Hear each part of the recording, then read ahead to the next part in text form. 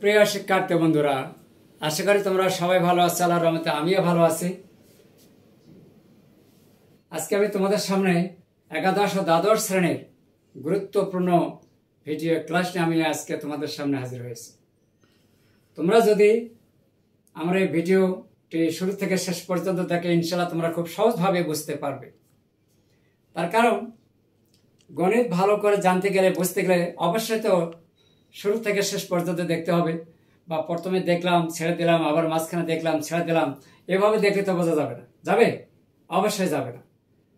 আর সেই সাথে আরও যদি গণিত ভালো বুঝতে চায়, তাহলে অবশ্যই তোমাদেরকে সূত্র ভালো জানতে হবে।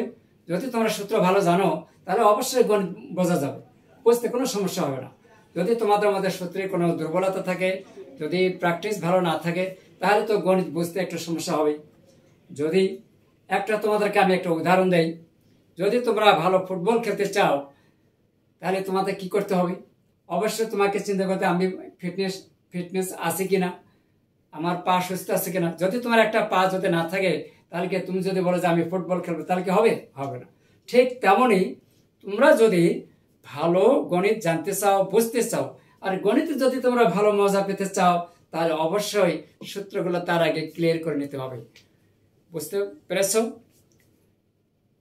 তাছাড়াও আমি আজকে তোমাদের সামনে যে প্রশ্নগুলো আলোচনা করব, এই প্রশ্নগুলো সলিউশন করতে গেলে তার সাথে আমাদের কি কি সূত্র প্রয়োজন হবে এই মুহূর্তে, সেই সূত্রগুলো আমি বোর্ডের ডান পাশে লিখে রাখছি, যাদের সূত্রগুলো জানা নেই। আর যাদের সূত্রগুলো জানা আছে, তাদেরকে অনেক অনেক ধন্যবাদ। তো চলুন, সময় নষ্ট না করি আমরা এখন আলোচনায় করি। আমরা আজকে ইন্টিগ্রেশন নিয়ে আলোচনা করব। ক্যালকুলাস ইন্টিগ্রেশন খুবই একটা গুরুত্বপূর্ণ টপিক এবং অধ্যায়। তাহলে এখন এই ইন্টিগ্রেশন ক্যালকুলাস শুরু করতে গেলে সর্বপ্রথম আমাদেরকে কোন সূত্রটা প্রয়োজন হবে, এই সূত্রটা আমি নিয়ে তোমাদের সাথে আলোকপাত করছি।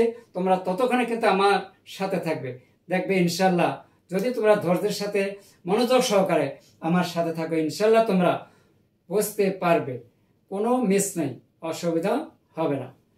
প্রথমে আমরা জানবো এইরকম যে একটা চিহ্ন আছে, এটাকে আমরা ইন্টিগ্রেশন প্রতীক বলা হয়, বা সমাকলন প্রতীক বলা হয়, অথবা যোগজীকরণের প্রতীক বলা হয়। এর সাহায্যে আমরা কিভাবে বের করব, যদি x⁴n dx থাকে, যেহেতু এর আগে আলোচনা করেছিলাম, আবার একটু নর্মাল ভাবে করছি। এখানে যে পাওয়ারটা আছে, এর নাম্বার সংখ্যা, এখানে কিন্তু n হচ্ছে একটা অজ্ঞাত সংখ্যা, আমরা তার মান কত এটা আমরা জানি না। এই জন্য আমরা কি করব, এখানে যে পাওয়ারটা থাকবে তার সাথে আমরা এক যোগ করব, এক যোগ করে দিলাম, তাহলে কি হলো n+1 যোগ করার পর n এর সাথে 1 পাওয়ার যোগ করার পর যে পাওয়ারটা তৈরি হবে, ওই পাওয়ার দ্বারা আমরা ভাগ দেব, সাথে +c দেব। এই সিটা হচ্ছে সমাকলনের ধ্রুবক। এই হচ্ছে আমাদের আজকে প্রথম সূত্র। এই সূত্রের মাধ্যমে আমি তোমাদের সামনে অঙ্কগুলো শুরু করব। তো আশা করব তোমরা যদি ভিডিওটি শুরু থেকে শেষ পর্যন্ত মনোযোগ সহকারে ধৈর্যের সহিত যদি দেখতে থাকো, ইনশাল্লাহ তোমাদের বুঝতে কোনো সমস্যা হবে না, আমি কথা দিলাম। তো চলো, কালক্ষেপণ না করে আমরা আজকে আলোচনা যাই। এছাড়াও আজকে আমি তোমাদের সামনে যে বইটি থেকে, যে রাইটার থেকে আমি প্রশ্নগুলো সলিউশন করে দেখাবো, তা হচ্ছে রূপন্তী প্রকাশনী বই থেকে। তোমরা চাইলে দেখতে পারো, এটা আমার কাছে আছে, রূপন্তী প্রকাশনী। এই বইটা আমার কাছে খুবই ভালো লাগে, তাই আমি এই বইটি থেকে সলিউশন করে দেখানোর চেষ্টা করব। তোমাদের কাছে যদি বইটি থাকে তাহলে ভালো, আর যদি না থাকে অন্য রাইটার থেকেও তোমরা এই প্রশ্নগুলো, কিছু প্রশ্ন খুঁজে পাবে। যেহেতু আমরা এই প্রশ্নটির সাহায্যে, আমরা এখানে সূত্রের সাহায্যে আমরা প্রশ্নগুলো সলিউশন করার চেষ্টা করব। প্রথমে দেওয়া আছে 1 নাম্বার, কয়েকটা অঙ্ক আমি করাবো। 1 নাম্বার অধ্যায় হচ্ছে 10.1। 10.1 সর্বপ্রথম x³ ডিএক্স, যেহেতু এখানে সূত্রটা আমি লিখেছিলাম integration x to the power n d x, তাহলে x to the power n plus 1/n+1 plus c. আচ্ছা, এখন তোমরা বলো তো, এই যেখানে এন আছে, তাহলে এন এর পরিবর্তে আমাদের এখানে কি আছে? 3 আছে। এন এর সাথে 1 যোগ করে যদি n+1 হয়, তাহলে 3 এর সাথে 1 অবশ্যই যোগ করা যাবে। সেই ক্ষেত্রে আমরা লিখব x to the power 3 plus 1 by কত 3 প্লাস 1, এই যে সি আছে সিটা দিয়ে দিলাম। তাহলে এখন দেখো কত সহজ। তাহলে 3 প্লাস 1 যোগ করলে হয় 4, আর নিচে পাওয়া যায় 4 প্লাস 3। এইটাই ছিল আমাদের উত্তর। দেখো কত সহজ। তোমরা কি বুঝতে পেরেছো? যদি বুঝতে পেরে থাকো তাহলে অবশ্যই কিন্তু কমেন্টের মাধ্যমে জানিয়ে দেবে। এরপরে আমি তোমাদের সামনে নিচ্ছি 2 নাম্বার ইন্টিগ্রেশন দিলাম 5x two the power 7 dx। যেহেতু এখানে সাথে কিন্তু 5 আছে, 5টা আমরা আগে বের করে নেব। 5টা বের করে নিলাম, কি থাকে x to the power 7 dx সমান সমান 5 ইনটু, এখানে 7 এর সাথে যদি পাওয়ার 7 সাথে যদি আমরা 1 যোগ করি তাহলে কত হবে x টু দি পাওয়ার 8, যোগ করার পর যে পাওয়ার পাওয়া গেছে 8 দ্বারা আমরা ভাগ দেব, প্লাস কত c। তাহলে এখানে কত হলো 5/8 x to the power 8 plus c। এই ছিল আমাদের উত্তর। দেখো গণিত কত সহজ, শুধু একটু প্র্যাকটিস করতে হবে। সেই সাথে যদি তোমাদের সূত্রগুলো জানা থাকে ইনশাআল্লাহ তোমাদের বুঝতে কোনো প্রকার সমস্যা হবে না। এরপরে আমরা আরেকটা নতুন অঙ্কে চলে যাই, ততক্ষণ আমার সাথে থাকবে কিন্তু।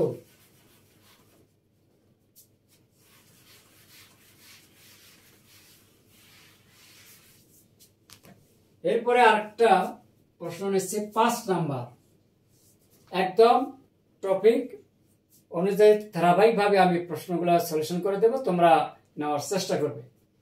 এখানে দেওয়া আছে dx বাই কত 9 থাকতে পারে, 5 থাকতে পারে, 7 থাকতে পারে, ইত্যাদি ইত্যাদি অনেক কিছুই থাকতে পারে। তাহলে এখানে 9 কিন্তু 1/9, এই জন্য এটা আমরা আগে বের করে নিলাম।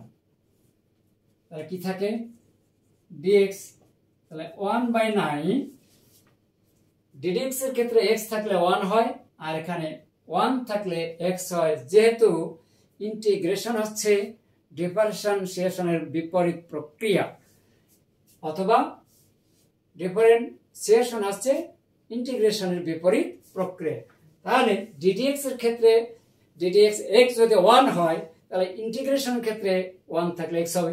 যেহেতু একটু আগে বলে ফেলেছি, আমি কি বললাম যে ডিফারেন্সিয়েশন ইন্টিগ্রেশনের বিপরীত প্রক্রিয়া। তাহলে সেই ক্ষেত্রে আমরা যদি আমরা একটু মনে করি 1, তাহলে 1 ইন্টু কত dx, তাহলে 1 থাকলে ddx থাকলে যদি x থাকলে যদি 1 হয় তাহলে ইন্টিগ্রেশনের ক্ষেত্রে 1 থাকলে কি হবে x হবে, x প্লাস c। এই ছিল আমাদের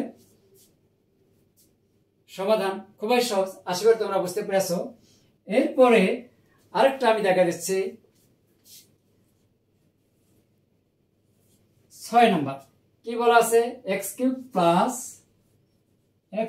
প্লাস x dx।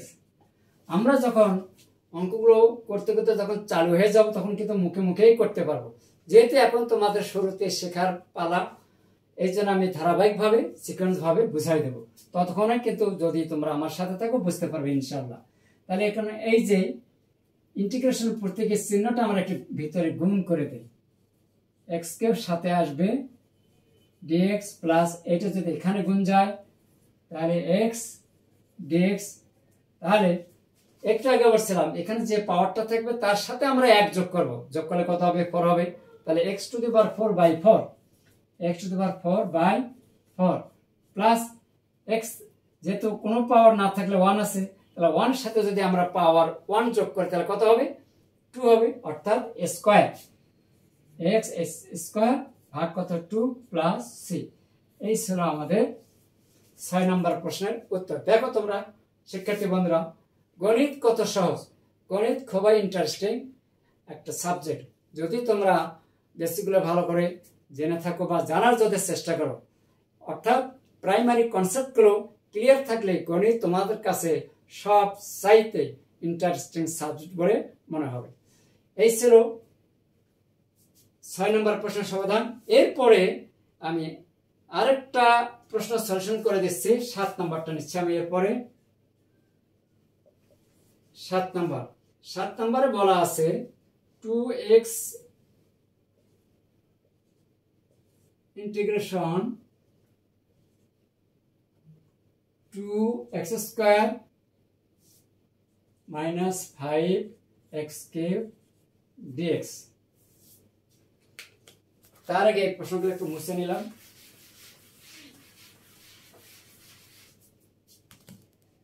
তাহলে এখন ভিতরে যদি আমরা গুণ দেই, সেই সাথে যেহেতু এখানে কোনো সংখ্যা বা সহগ যদি থাকে, যদি কোনো সংখ্যা বা সহগ যদি থাকে, সেটা আমরা আগে বের করে নিয়ে আসবো। 2 বের করলাম, সাথে থাকে x স্কয়ার, ডান পাশ থেকে চলে আসবে dx। যেহেতু এখানে 5 আছে, তাহলে 5টা আমরা আগে বের করে নেব। তাহলে থাকবে এখানে x কিউব dx। খুবই সোজা। 2 থাকবে, যেহেতু এখানে বলা আছে n মানে সংখ্যা, তাহলে এখানে সংখ্যা পাওয়ার কি আছে 2 আছে, তার সাথে 1 যোগ করলে হবে x কিউব বাই 3 মাইনাস 5। এর সাথে যদি 1 যোগ করি তাহলে x to the power 4 by 4 plus c। আশা করি তোমরা বুঝতে পারছো। 3x cube minus 5 by 4 x to the power 4 plus c। দেখো কত সহজ। তোমরা যদি শুরু থেকে শেষ পর্যন্ত থাকো, ইনশাল্লাহ তোমরা কোচিং এ বা কলেজে যে ধরনের অঙ্কগুলো তোমরা সলিউশন পাও, আমার এই অনলাইনে ভিডিও ক্লাসের মাধ্যমে তোমরা সেইভাবে তোমরা গণিত সমাধান বা সলিউশনগুলো তোমরা পেয়ে থাকবে। এই ছিল আমার আজকে সংক্ষিপ্ত ভিডিও ক্লাস। আমার এই ছোট্ট ভিডিও ক্লাসটি তোমাদের কাছে কেমন লেগেছে তা কিন্তু অবশ্যই কমেন্টসের মাধ্যমে জানিয়ে দেবে। আর সেই সাথে যদি ভিডিও ক্লাসটি আমার ভালো লেগে থাকে, অবশ্যই পেজে গিয়ে কিন্তু ফলো দিতে ভুলবা না। আর যারাই আমার এই ভিডিও ক্লাসটি ইউটিউব চ্যানেল থেকে দেখছো, তাদেরকেও অনেক অনেক ধন্যবাদ। যারা ভিডিও দেখছো কিন্তু এখনো সাবস্ক্রাইব করোনি, দেরি না করে অবশ্যই একটা সাবস্ক্রাইব করে দেবেন। ধন্যবাদ সবাইকে। ভালো থাকবেন, সুস্থ থাকবেন। হয়তো আবারও কোনো একদিন এরকম ভিডিও ক্লাস নিয়ে আসবো। সেই পর্যন্ত তোমরা সবাই ভালো থাকুন, সুস্থ থাকুন। আল্লাহ হাফেজ।